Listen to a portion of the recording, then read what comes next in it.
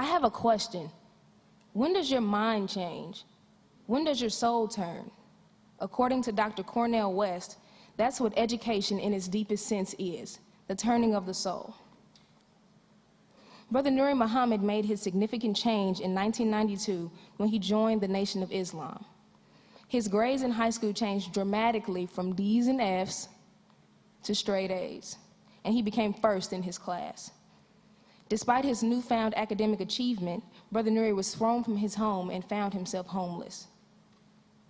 We all know that being homeless can cause some to give up or lose hope or even lose faith, but Brother Nuri kept his faith. He did not stop believing, like Noah didn't stop believing. Like Noah believed that the rain would come. Like the 3 Hebrew boys believed that God would protect them, but they would not perish in the fire. Like Daniel believed while he was in the lion's den. Brother Nuri kept his faith. Due to his fervent studying and hard work, Brother Nuri maintained his A average and became assistant minister his first year of joining the nation.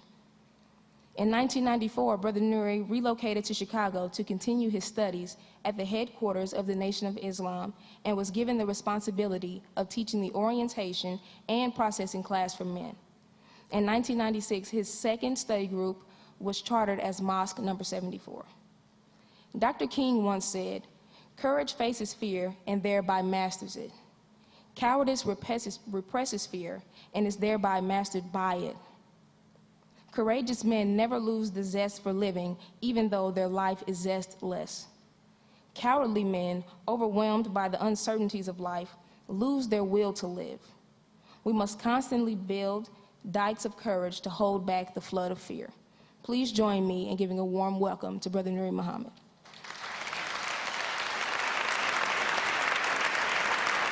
Thank you, brothers and sisters. In the name of Allah, the Beneficent, the Merciful, I bear witness that irregardless to land, to language, to label, to class, creed, or color, that there is but one God. As a student of the Honorable Minister Louis Farrakhan, I am eternally grateful to him for his teacher, the Honorable Elijah Muhammad, and his teacher, Master Farad Muhammad. It is an honor and a privilege to be a part of such a celebration of such a great man. I thank Dr. Pat Payne and Dr. White for allowing me with this honor and privilege. And I will just say this, by what has magnetized the mind of the young Sister Victoria that just came before us, I'm making a prediction that that is going to be one of the greatest women that ever walked the face of the planet Earth. Let's show our love for that Sister Victoria. All praises be to Allah. Why? Because her mind was drawn to the principle that Martin Luther King and all great people always have, and that is courage. In fact, no other virtue means anything unless it's multiplied by the principle and virtue of courage. What good is it for you to have money if you're too scared to do something with it? What good is it for you to have knowledge if you're too afraid to teach what you know? So all the virtues that we have, all the attributes that we have are all hinged on and dependent upon this great attribute of courage. Today, brothers and sisters, we wanted to take on a subject for a small, short time titled The Mountaintop. The night before Martin Luther King was assassinated, he made a statement in his last speech. And that statement was, "I've been to the mountaintop, and I have seen the promised land. I may not get there with you, but who knows the rest? We will see. As a people, we will see and we will get to the promised land." What mountaintop was Martin Luther King talking about? We've been taught by the Most Honorable Elijah Muhammad that we live on a planet called Earth, 93 million miles from the sun, 24,896 miles in circumference, 7,926 miles in diameter. It has 139,685,000 square miles of water, and sticking up out of that water is 57,255,000 square miles of land. This land mass has 1,910,000 square miles of islands and 14 million square miles of hills and mountains. The tallest of the mountains on this planet is Mount Everest, 29,141 feet high. Yet I'm assuming that I don't believe that Martin Luther King, when he said he had been to the mountaintop, had just went and climbed Mount Everest. So he must have been talking about a different mountain than Mount Everest or K2 or Mount Ararat. The mountaintop that Martin Luther King was talking about wasn't a physical mountain, but it was a spiritual, psychological, and a mental mountain. The Honorable Minister Louis Farrakhan teaches us that for every physical law in the universe, there is its spiritual counterpart. So Moses went to the top of a mountain and received guidance from a burning bush. But did he really climb a big rock? Muhammad went into a mountain in the cave and received the Quran, but did he really climb a physical mountain? Jesus was tempted at the top of the mountain and experienced his transfiguration, but was he literally at the top of a rock? The minister, whenever he was receiving his vision, he received it at the top of a mountain, but did he actually climb a real mountain? I'm telling you that the mountain of Moses, the mountain of Muhammad, the mountain of the minister, the mountain of Jesus, and the mountain of Dr. Martin Luther King was not a physical rock, but it was a mental state, a level of consciousness, a degree of wisdom that the man had attained by which he could see beyond what he normally was looking at. Well, according to the physical law of climbing a mountain or getting to the top of a mountain, there's only two ways you get to the top of a mountain. One, you climb. Is that right? Or two, you can fly to the top of the mountain. There's no other methodology by which we get to the top of a mountain other than to climb or to fly. Well, if for every physical law there's a spiritual counterpart, what would it mean for you and me, the students of addicts and the students of the public school systems and the students, all of us are in the class of the university? What would it mean for us to climb to the top of a mountain or to fly to the top of a mountain? Why did not Moses receive guidance when he was at the bottom? Why didn't Jesus experience the transfiguration when he was in the valley? Why did not Martin Luther King say that I stood at the bottom of the mountain and I seen the promised land? Why did it require him to get to the top? It's because in order to get to the top of a mountain, you have to have a degree of discipline, a degree of focus and determination. You have to have endurance. You have to have in your mind a goal, and you have to be willing to make your word bond regardless to whom or what. So Martin Luther King had exhibited a degree of discipline, focus, endurance, and determination that landed him to a personal degree or personal state by which he could see things that God had showed him. The other methodology by which you get to the top of a mountain, according to the physical law, is you fly, right? Well, you can fly by means of a helicopter or an airplane. But if there's a physical law in airplane and helicopter and flying, what is the spiritual law of flying? Brothers and sisters, in order for an object to fly, bird, insect, airplane, it has to have wings.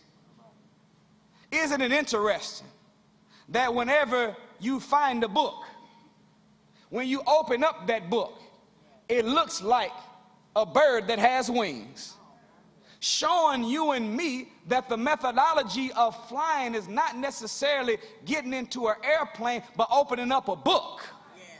And the more knowledge that we put into our minds, the more wisdom we put into our mind, the higher we can climb to the mountaintop that we have in front of us right now.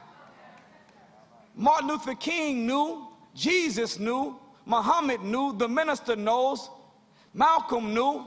all of the great ones knew that we were not a body with a mind in it, but we really were a mind with a body wrapped around it.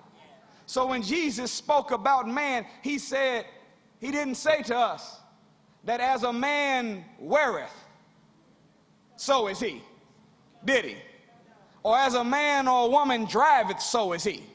He said, as a man thinketh, so is he. The prophet Hosea said, my people are destroyed from a lack of jewelry. He didn't say that? My people are destroyed from a lack of 26-inch rims. He didn't say that? My people are destroyed from a lack of rockaware, Inichi. He didn't say that? My people are destroyed from a lack of Coach or Prada. He didn't say that. He said, no, my people are destroyed from a lack of knowledge. So the less knowledge, the dumber we are, the more destroyed we are. But the wiser we are, the more we are built up as a people. This wise master teacher, the Honorable Elijah Muhammad, gave us 4 speeds of objects that exist in our universe. One was the earth that travels at the terrific speed of 1,037 1/3 miles per hour, which means that every 23 hours, 56 minutes, and 46 seconds, the earth makes one complete rotation on its own axis. Every 365 1/4 day, it makes one complete orbit around the sun. 4 times within the year, it dips closer or farther away from the sun. When it's real close, we have summer. A little further away, we have spring. Farther than that, we have fall. The farthest from the sun, we have what we call winter. Then he said that sound travels a little faster than that, 1,120 feet per second. Then there's another object moving faster than that, light, 186,000 miles per second. But out of all the facts he gave us, the highest speed or the object that moves the fastest was not the earth, not the sound, nor the light, but was thought. Thought moves and travels at the rate on average of 24 billion miles per second. That's fast. Did you hear me? So if as a man thinketh in his heart, so is he, then the real definition of us is not what we have in our pocket, not the car we drive or what we wear, but the kind of thoughts that occupy our mind. And since inside your head, young brothers and sisters, there's 14 billion brain cells, and every cell is made in a circular way. If you've got thought traveling at 24 billion miles per second in a circular way around every cell, anything moving in a circular motion produces 2 forces. One called centrifugal and one called centripetal.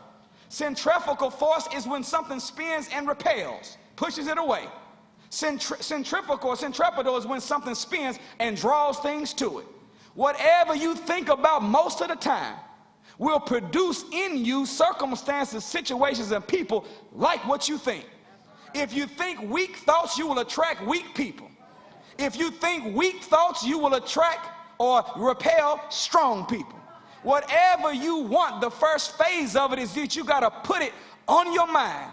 And if you think about it, every thought will become a word will become an action will become a habit. The habit will make your character, and your character will ultimately dictate your future. Martin Luther King made it to his mountaintop. Question is, what is the mountaintop that we have to climb? And since the mountain that we have to climb may be different than the one that Martin or Malcolm or Muhammad or Jesus or Moses or the minister has climbed, the mountain may be different, but the method is one and the same. I leave you with these words, brothers and sisters. Leaders are readers. Leaders are readers. How do you know whether or not you are a leader or a follower? If you are a leader, you don't do what everybody else is doing. If everybody else is sagging their pants, leaders don't sag their pants. In fact, if you turn the word sagging backwards, it becomes the word nigger. So I wonder, what does it really represent?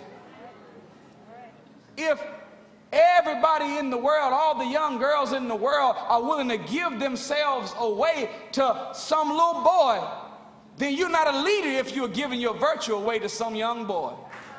Leaders keep their virtue. Leaders pull their pants up.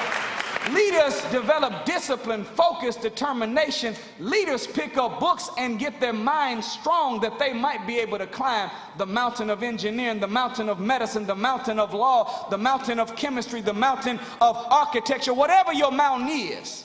It might be different than Martin Luther King's, but the method that he chose to follow to get there, and that was discipline, fortitude, strength, and study. If we do the same, we can climb our mountain and we can be the living Martin Luther Kings of whatever field of human endeavor God has chosen us for. Thank you for listening. As I greet you in peace. Assalamu alaikum. Thank you, brothers and sisters. Thank you so much. Thank you.